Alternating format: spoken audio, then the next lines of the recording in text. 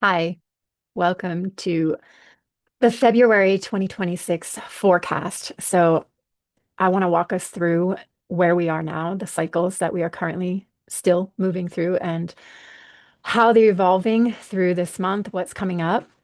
We are in the eclipse portal. In 2 weeks, on the next new moon, we are going to have a full solar new moon eclipse. And so that is powerful.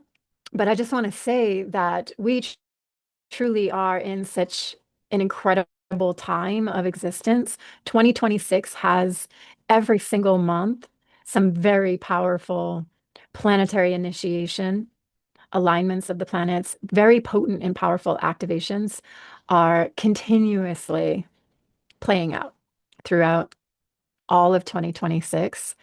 So, yeah, this is where we are. And I'm looking forward to connecting, staying connected with you all through these times. And this past few weeks, I have definitely felt like I went a bit underground. I felt somewhat, I don't know if floored is the right expression, but the energy just got very amped out. And if you're aware of the astrology, if you saw my last video from last month, I walked us through the alignment of all of the inner planets to Pluto, and that came into play all last week. And we know the intensity that we're all experiencing going on across the planet, which very much did come to its own expressions of peak energy last week. And so, in some ways, where was that playing out in our own lives? How did that show up in our own worlds? And, nothing really major happened in my life. However, energetically, it felt quite intense. And I guess the translation that I experienced was dysregulating. I felt a bit overwhelmed mentally, nervous system wise, emotionally. I just felt like I needed to work a little harder to stabilize my own energy and emotional state. Um, and that can feel draining, taxing energetically. We did move our four children moved bedrooms. There was a huge shift that went down in our home where the feng shui was really disrupted, and there was a lot of chaos for 3 days and a lot of output of energy between me and my husband helping create this whole shift with four kids between the age of 9 and 14, all moving to different bedrooms in the house. It was just time to do this. We've had a tenant that has been renting the studio for a couple of years, and she moved out into a different place, and so we just shifted. That our older son went into that apartment, and everything took shift, and that feels really liberating and in theme with what's going on, but really liberating because um, yeah, just a shift in the house. I mean, I know you all understand what it's like, and to give all of the children more space and to shift the location of everybody in the home feels like, when we move rooms, when we move our home, things like that, it's like the end of a cycle and the beginning of something new, and energetically a lot shifts. So is it an inner or outer what came first kind of situation? That's what's playing out here, that everybody, the children are growing, and it just felt like time to shift where they had been for the past many years. And so that's happening. Also, something that came in on Sunday with the full moon energy, that this peaking of energy that was building and came through, our refrigerator broke down. And we have five kids and two adults. So that's like a household of seven. Our refrigerator is one of the bigger versions. So, and we're still in that. We lost a lot of food, a couple $100 worth of food. We have to fix our refrigerator. It's not going to happen for the next week. From a week from now, that's going to get fixed. And yeah, so we are without a refrigerator for a week. And so this is a bit disruptive. And so in these, kind of, they're not really major in the big picture of life, but they are a bit disruptive. And so we've been managing our energy and shifting things around this. And so let me bring up the chart, and I want to talk to you and share with you and show you. And so you can try to connect to the things that are going on in your own world. So here you can see this powerful alignment that last week in my last video, I talked to you about how all the inner planets, which is the sun and the moon and Mercury and Venus and Mars, all were in Capricorn. So we just moved through a very powerful Capricorn cycle, which was about the structures that we have in our life and where we are disciplined and devoting and the things that are really sort of like concrete and in place, where we brick by brick build up our foundations and create support. And this is where we moved through during Capricorn season last month. And then gradually all last week, this buildup and peak came to every single one of these planets bumping into Pluto and moving to the other side, as we can see them all here now, into Aquarius and starting brand new cycles. So we have just powerfully moved out of this experience where we closed cycles in our own consciousness and began brand new cycles. And so we're talking subtle levels of psyche and consciousness, because as we know, as it is said, that it is estimated around 95% of our processes are coming from the subconscious, unconscious realms, meaning that that leaves a 5% consciousness experience that we are creating from the realm of 5% awareness and consciousness. And everything else is coming up from the subconscious, unconscious realms. And then we get the opportunity to become aware of it. And that is really powerful. And that is part of why, I've devoted my entire adult life and beyond into studying psyche and consciousness and these unconscious, conscious, this meeting of the unconscious and conscious realms of our existence. And so moving out of Capricorn into Aquarius is a bigger activation around becoming more aware of the bigger picture. And oh my goodness, is that happening on the planet right now, right? Like people are becoming aware on such a profound level. And there is a really dark side to what is going on as far as the level of darkness that has been going on this planet that many, many people have not been aware of.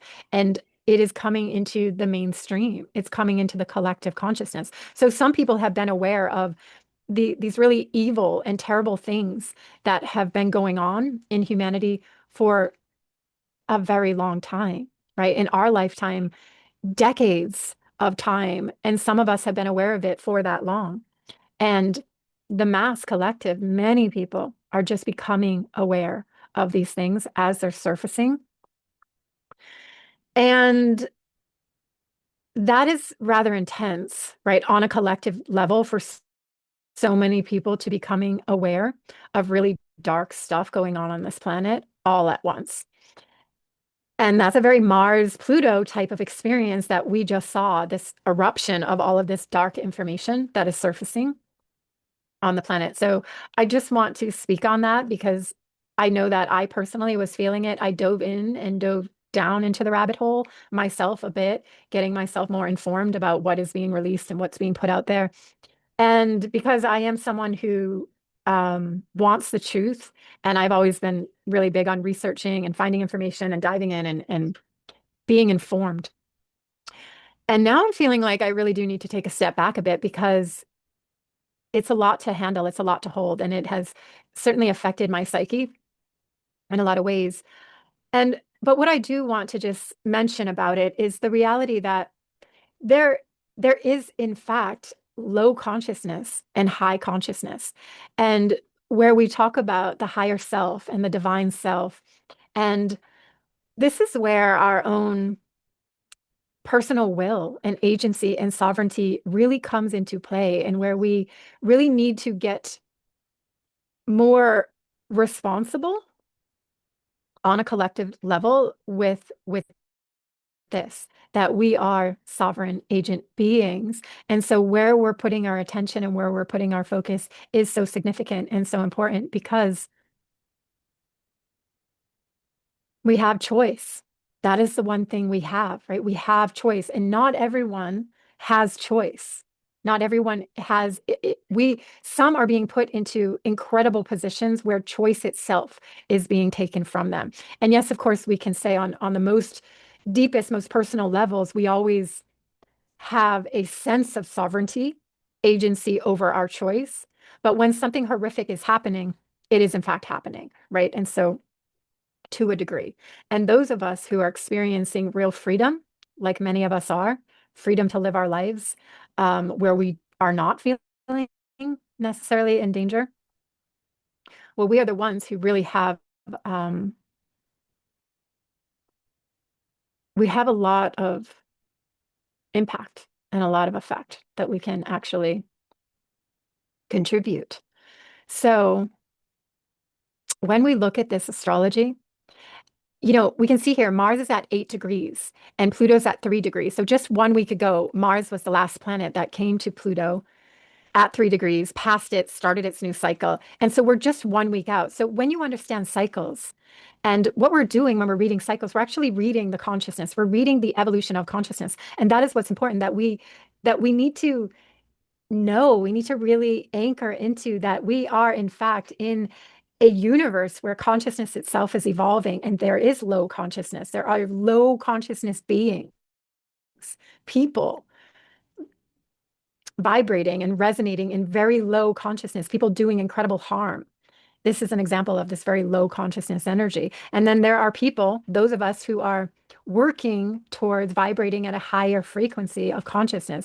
And consciousness itself is in its own evolutionary process, and human consciousness is evolving. And so within each one of us, we're all having this experience of the evolution of consciousness, the evolution of your own consciousness.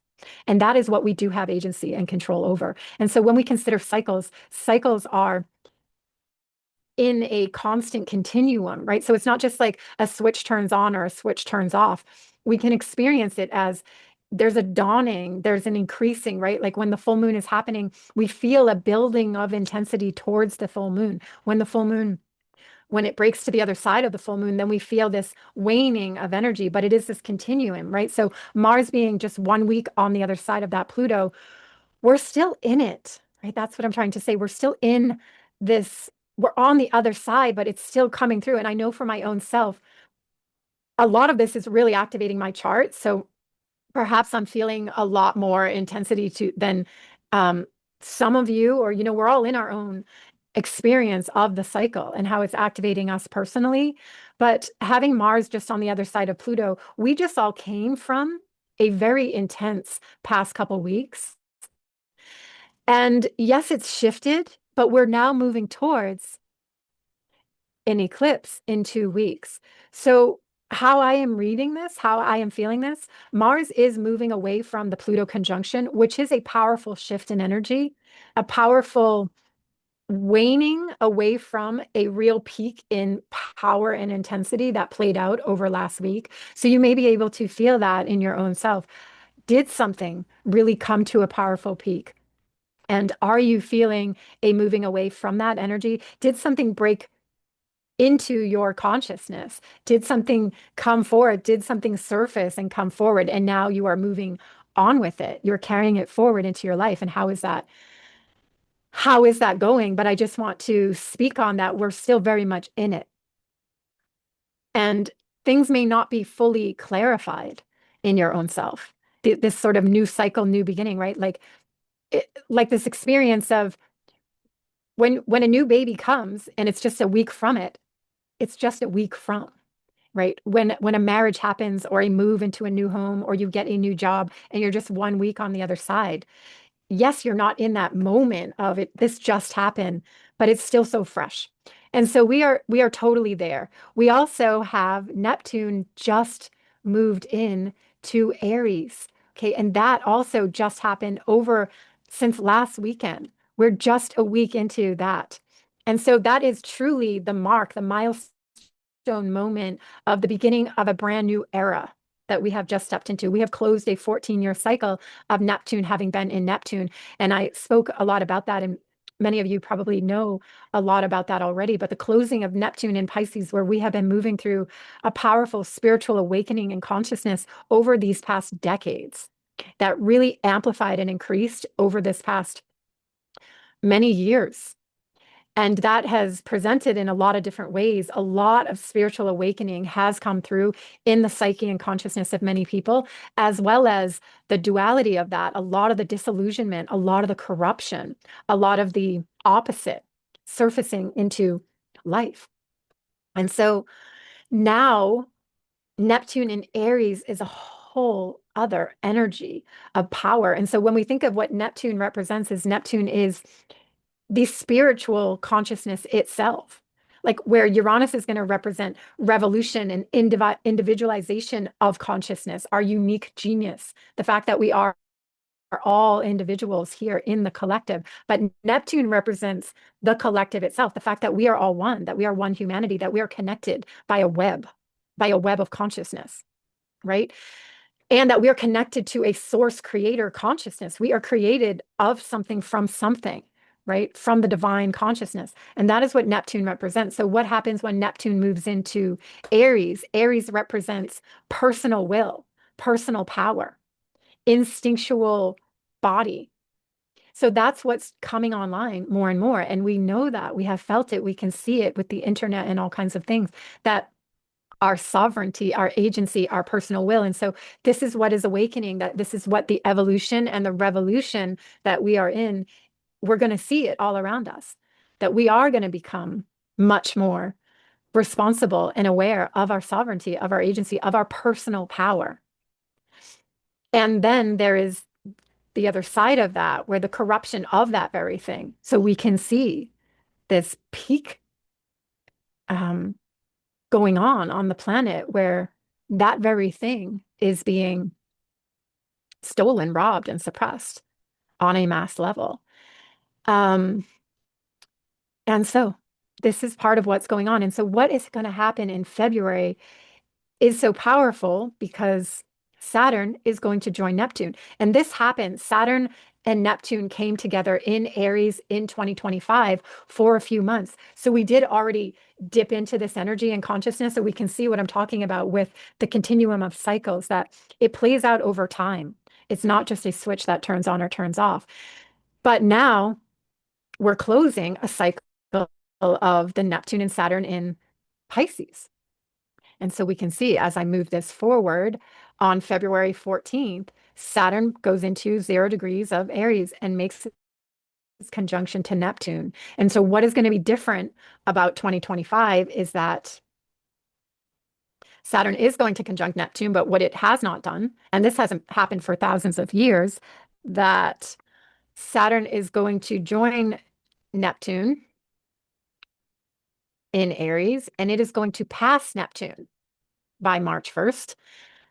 And when that happens, so no longer is Saturn just coming to Neptune, it's going to join Neptune and it's going to pass to the other side and really mark in a brand new cycle of becoming, because what's going to happen is Neptune moves much slower. Neptune is going to be in Aries for 14 years. Neptune is only going to cover a handful of degrees during 2026. It's going to get up to 5 degrees Neptune, and then it's going to retrograde back. But Saturn is going to get all the way up to 14 degrees of Aries in 2026, and then it's going to retrograde back, but it's never going to get back fully to Neptune, okay, in this time that we're in. So what happens when Saturn comes to Neptune? We have this powerful Neptune, this like brick by brick, concrete, discipline, devotion. So there is a very spiritual, devotional energy that is powerful, that I'm sure many of you are feeling it. Where are you putting your devotion, your commitment? What are you really trying to create a container for in the expansion, Neptune, of your spiritual consciousness right now? This is a time to get clear with that. And this fire and this fuel of Aries is being felt on a very personal, individual level within us. So that is what's stirring and moving us in that direction. It doesn't necessarily mean that everything is going to fall into place. That's not what's going to happen all at once. It's going to gradually play out throughout this year. So that is happening. And meanwhile, when we get to on February 17th, we have the new moon solar eclipse. So that's really what I want to talk about. Here we have it. The sun and moon at 28 Aquarius. Mars is right here in Aquarius and very close to the North Node, which creates the eclipse energy. That North Node is in Pisces at 8 degrees with Venus right that day at 8 degrees of Pisces. So that we're going to bring that into it. Very strong Pisces Venus energy on that solar eclipse new moon day. But what you can see here is that the 28-degree new moon is exactly being squared by Uranus at 27, then 28 degrees of Taurus. So Uranus always brings in this very shifty energy, radical, revolutionary, out of the blue, was not expecting this, highly creative, highly innovative. It's the genius code that comes through. So you want to really prepare and, I'm all about the attunement and the alignment, trying to um, do what we need to do to create ourselves to be receptive to the field of the highest energetic, of the highest frequency, of the highest consciousness. So trying to align yourself in that way. And that's when we can really get those aha moments, when we prepare ourselves to be the receivers, to be receptive to that. And we move ourselves as far away from the lower vibrational frequencies as possible. Obviously, within, absolutely, and then within our environment. And so that solar eclipse is a very, very strong energy. It's a catalyst for incredible change. And because we are seeing it in the Aquarius Pisces axis, or not the axis, the cusp, very strong of Pisces Aries, Pisces Aquarius, um, we are going to see, like, Aquarius takes us to the heights, and Pisces, there is no bound. So if you are in a creative process, you want to really try to work with this energy to lead you in that direction into creating something that you've been wanting to create. Like, set your sights there, set your energy there. Um, we are also going to have a Mercury retrograde coming as well in the Pisces energy. So that is going to be in effect. The Venus energy is bringing in the relationship orientation. It's also bringing in a lot of body and emotion. So we are breaking through, we are moving through huge chapters, right? Pisces is the end. And eclipses always surface the moon, right? We're talking about lunar and solar eclipses, which involve the moon and the north and south node of the moon. So we are very specifically talking about the subconscious emotional realms of psyche. And from that, when with eclipses, it's like a unearthing of the subconscious into consciousness that happens. What is going to come up? What is going to come through? And so you really want to know where this is happening in your chart. Where is 28 Aquarius? Where is 8 Pisces? Where is 0 degrees Aries happening in your chart? It's likely going to be happening either in one house opposite the other or two houses. So for me, it's my ninth and 10th house is the Aquarius Pisces opposing my third and fourth house. So when you understand that, you can read the information, you can read the codes that are being activated in your own psyche. Through your own chart, you can read the information. So I have in my community, if you don't already know, a whole space that I designed called the tracker space, where you can track where this is happening in your own chart. And I have so much written and so much information there for you to be able to just tap into a deeper layer of information that is there for you to help activate your own intuition and your own gnosis around what is actually coming to the surface for you and how these cycles are playing out. And if you've been working with the astrology for some time, then you're just going to see this continuum of whatever cycle you are in and sort of the next stage, because the way it works, right? In the simplest terms, there's a beginning, a middle, and an end to a cycle, but there's always the in-between parts too, right? So where are you in the cycle? Right. So we begin our journey, the hero's journey. There is a beginning. There is the going out for the adventure. There is the meeting of the obstacles and challenges. There is the slaying of the dragon. There is the other side of the big experience of the confrontation of death into rebirth. There is the returning home. There is the further obstacles along the path. And then there is the return, which is the spiral journey that we are never returning the same way that we left. Right. So we are always in this continuous hero's journey, spiraling experience of the evolution of our own consciousness. So where are you? What cycles are you in? We're always simultaneously in many cycles as well. So astrology is the most epic tool that we can actually see the multitude of cycles that we're going through at any one time. You can look at your own chart and you can see cycle upon cycle upon cycle and where exactly you are within that cycle. And then we, like I'm doing here now, we can read what's going on the bigger picture, the collective cycles that we are moving through, and then attempt to glean even more information from our own charts, from within our own psyche around where are we now? Because we are living in a world experience where so much is unconscious to us that we are becoming more and more conscious of, whether it's the collective whole itself or whether it's our own psyche and consciousness. We do not remember.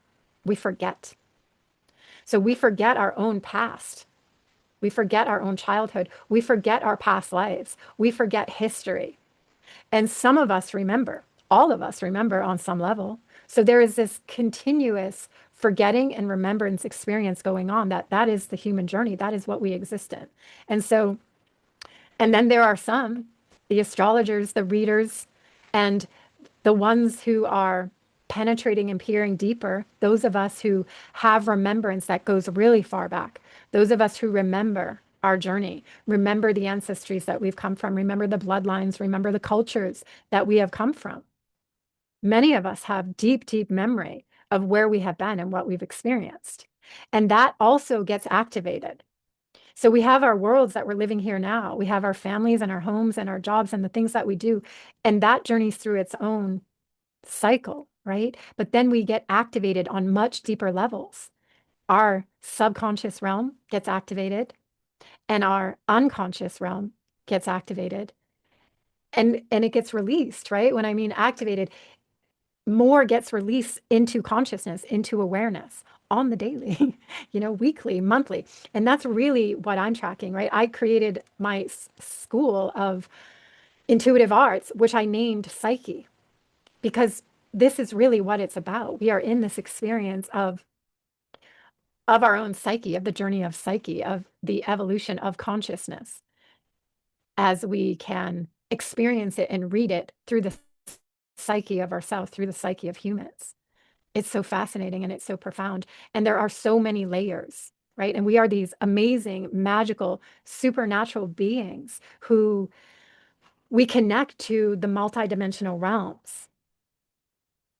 And so it's always happening. It's like we get wind, we get feeling, we get a knowing of, and it's like we are constantly sort of tapping in and being touched by the multidimensional realms within our own psyche and consciousness, but then of course within others. I know that I constantly have the experience where I, through my clients, through the people who come into my world, through the people I bump into online on social media, that I meet people that I know I have journeyed with through time, through the timelessness of life, right?